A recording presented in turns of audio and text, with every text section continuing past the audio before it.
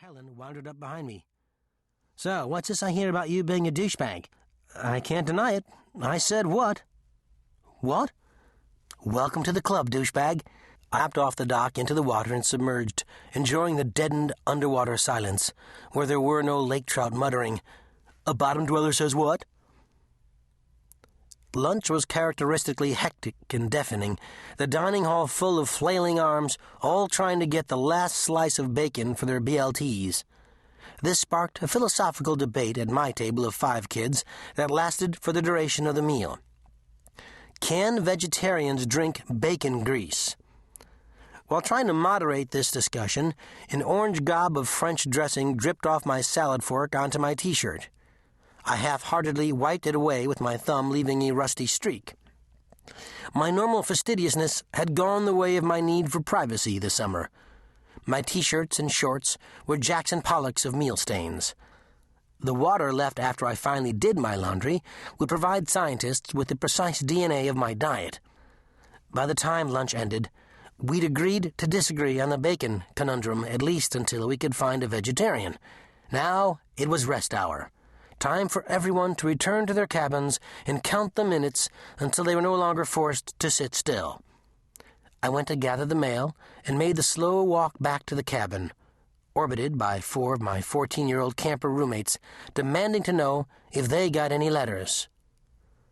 "Nobody gets mail until everyone's on his bed," I said. "Okay, fine, but just tell me, did I get any?" "Nobody gets mail until everyone's on his bed." "I'm not asking to have it, just tell me, did I get any?" "Nobody gets mail until everyone's on his bed." This loop continued until I pushed open the wide-screen door of our one-room pine cabin.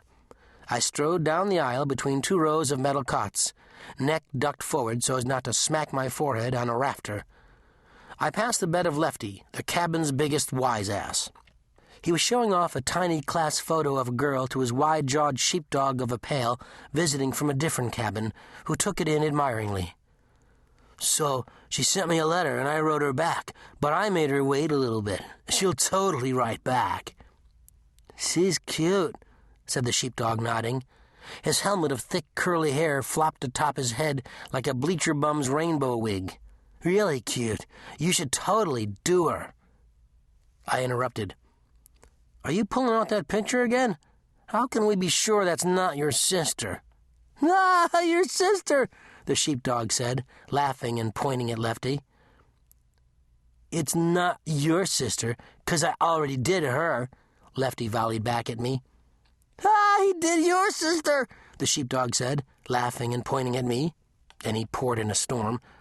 "Hey," I barked, "I will not have talk like that in my cabin." I leaned forward and snatched the picture out of his hand.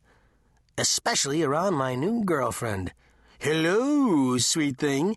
4 more years till you're 18 and mine."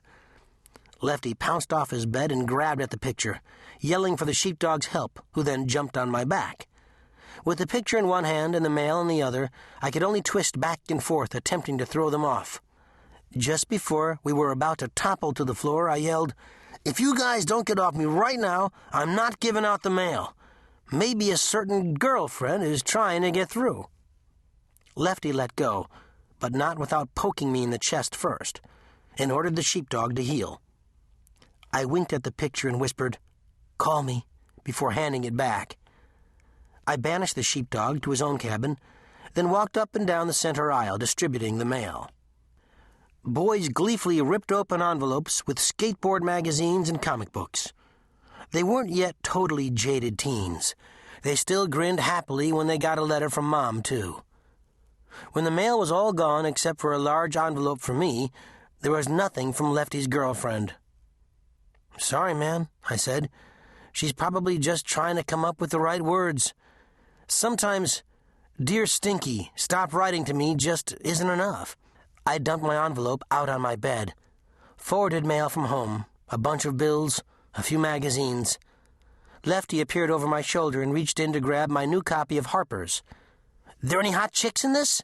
he said, thumbing through it. "Yeah, going crazy." I thumbed through the stack of mail, a flip book of metered envelopes. One thicker and taller envelope stood out. It was made of rough, textured paper. It wasn't